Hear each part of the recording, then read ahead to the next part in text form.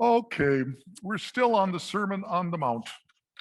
Jesus has moved from the Beatitudes, blessed are you, to the extensions. We've still got a few extensions.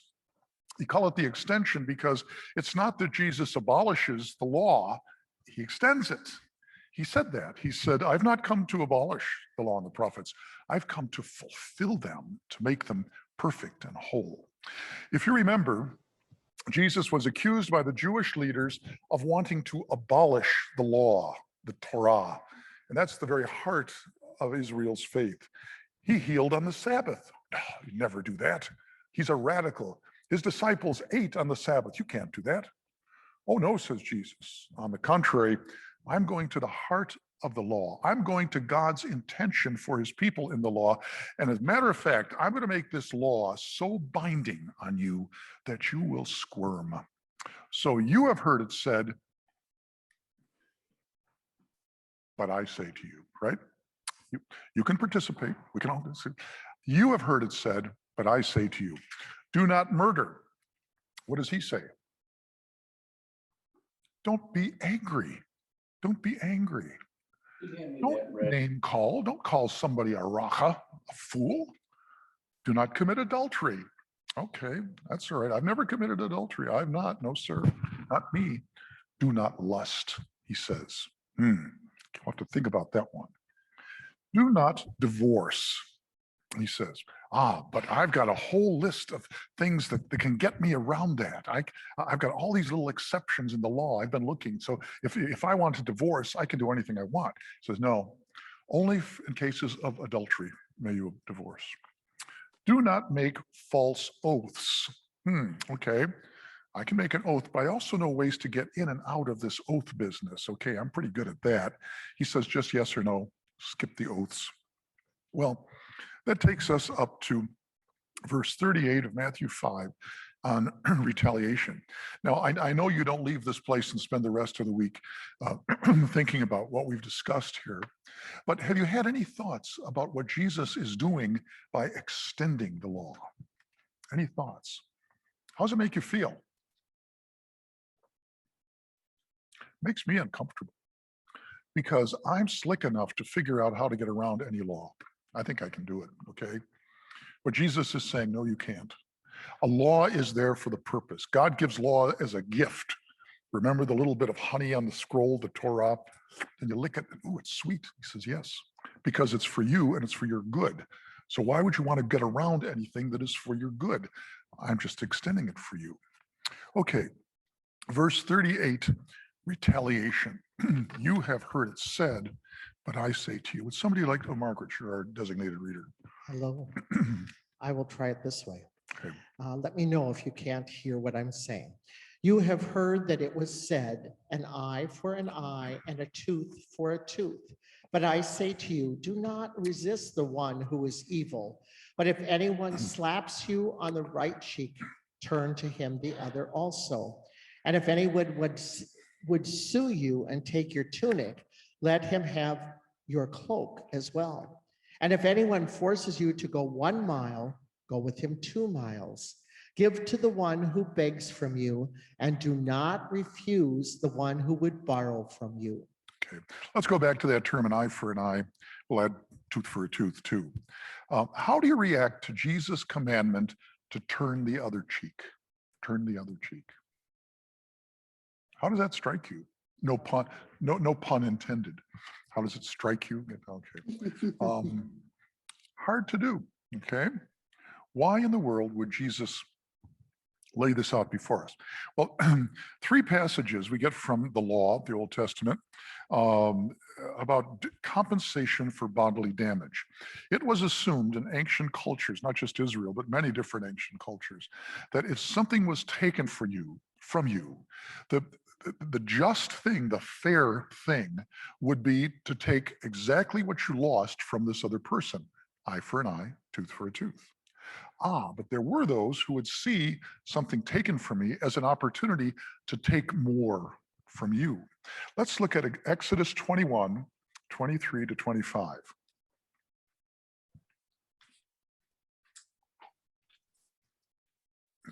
Where is he at? Chapter 30 today?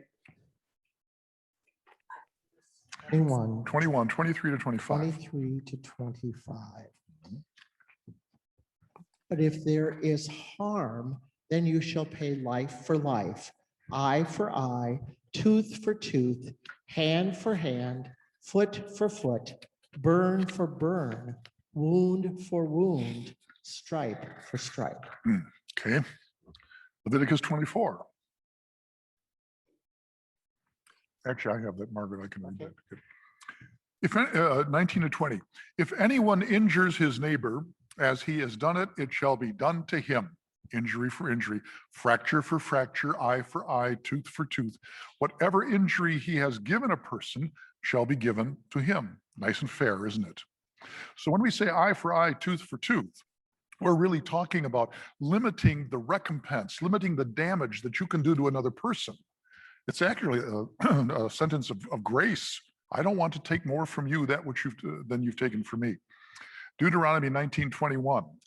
Your eye shall not pity, it shall be life for life, eye for eye, tooth for tooth, hand for hand, foot for foot. Okay, that's fair. That's fair. And fairness is really big. Now, David, you want to ask a question? No? That wasn't the right verse.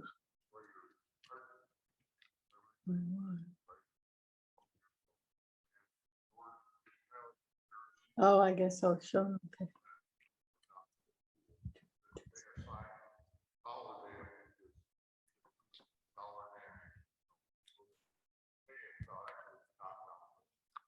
Okay, so David has read a Jewish writer who said that they assigned monetary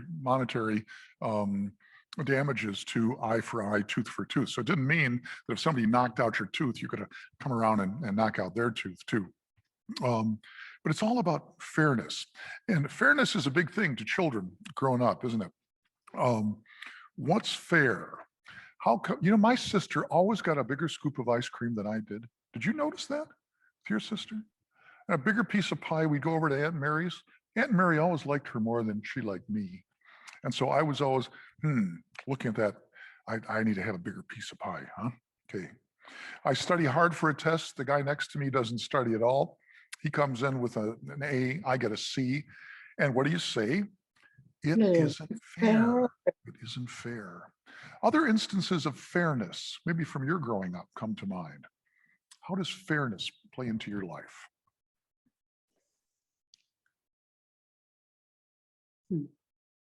Yeah, Larry? Being chosen for a team? Yeah. Were you always the last one chosen? I was.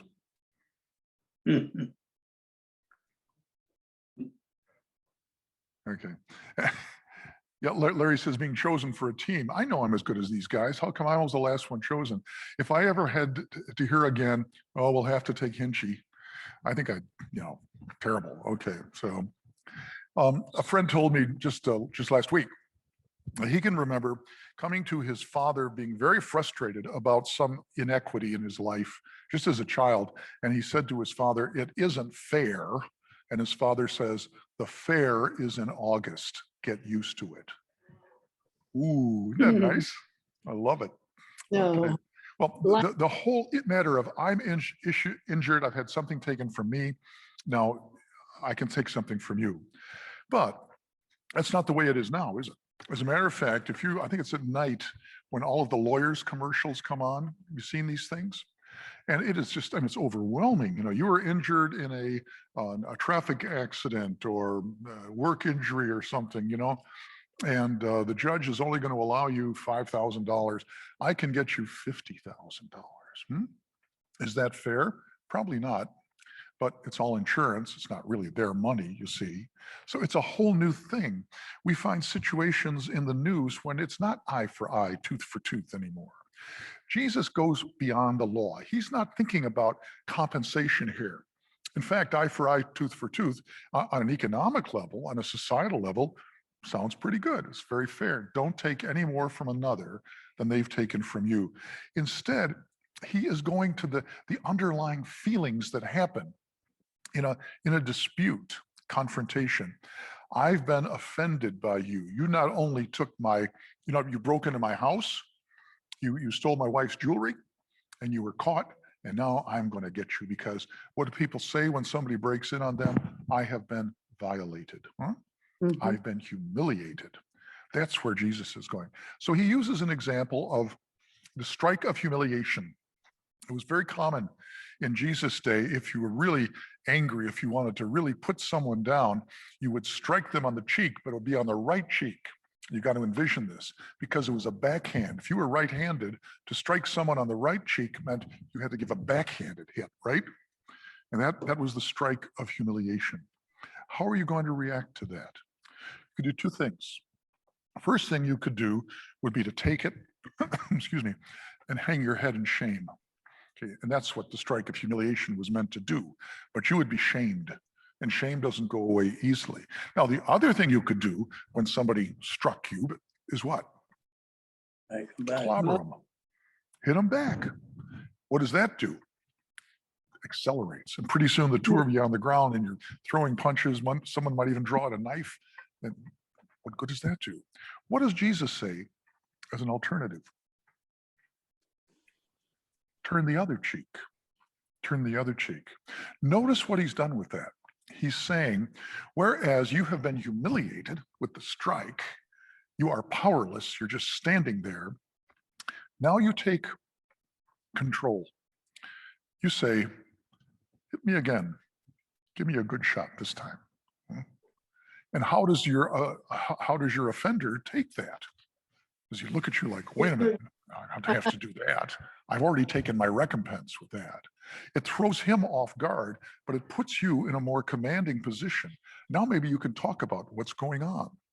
Or you're in the courtroom and someone demands you get your outer garment, okay? Now the law says that garment has to be given back by nightfall, lest the offending person be out in the cold. You don't want that to happen. But you're not going to play by that law, because you know you're going to get it back at night, okay? But what you're going to say is, no, I want you to have this too. I was wrong. Or even if I wasn't wrong, I'm going to take the initiative. I'm going to give it to you. What's going to happen? We don't know. But you've got an agency in that. When the Roman soldier demands from you that you carry his bag to the next town, because that was the law. You think of Simon of Cyrene on the road to Jerusalem, on the road to the cross. Remember? Roman soldier could command this man that he would carry this cross, and under penalty of death. I mean, he'd have to obey him or feel the sword. You could say no and get into a confrontation with a soldier, not wise if you don't have a sword, or even if you do. Or you could humiliate yourself as you go with this bag of his on your back, mumbling and grumbling about how terrible these Romans are. When are they going to get out of here? I hate these men, blah, blah, blah, blah, blah. Or you could say, it's a great day for a walk. We've reached the mile mark. I think I'd like to do another mile with you. Let's talk about your family, shall we? See what Jesus has done. In all of these instances, he's given you command of the situation. So rather than just saying, I can now take from you, now you're saying, I can be in a relationship with you. I can go to the core of the law. I've gone beyond fairness, actually, beyond fairness. Any response to that? Yeah, Mary.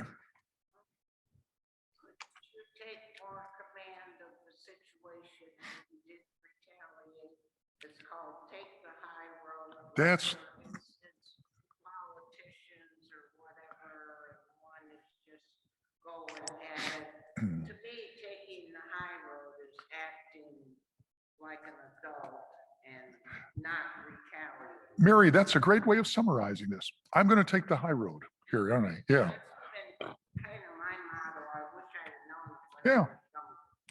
I wish I'd known it when I was younger. We could do a whole class on things we wish we'd known when we were younger. That's true. Yep.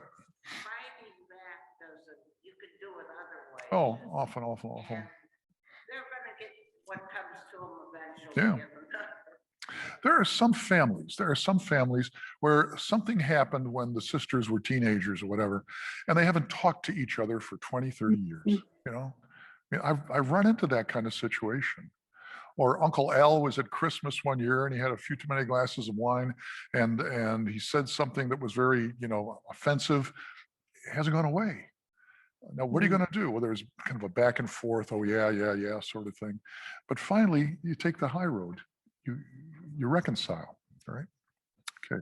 Well, I have a question here. Can you remember a time when you went an extra mile or maybe more beyond that which was expected of you? You only had to go to here, but you in some way made a decision to go to here. Does that resonate with anybody?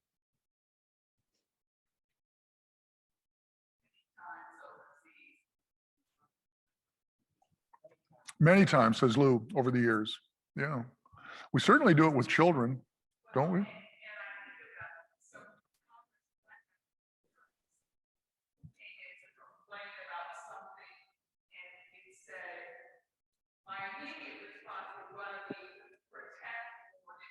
Yeah.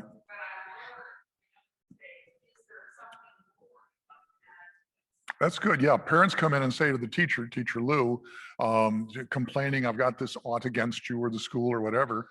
And rather than become defensive about it all, you say, is there something more that we can be doing for your family? Is there some way that we can be of some help to you? And that does a couple of things. One thing is it de-escalates the whole situation and it lets the other person know you really are on their side. There's no reason to start an argument here.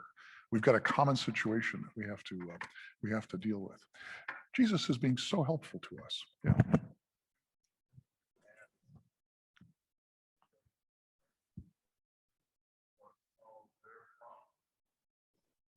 Doesn't do any good to get mad at someone. You want to solve their problem, which actually is not your problem.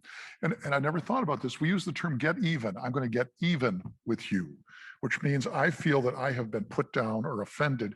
Now I'm going to do something to bring myself up here.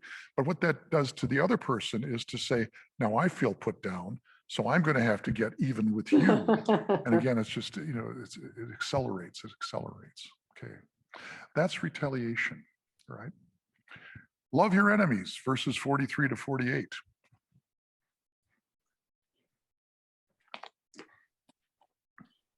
Margaret. Okay.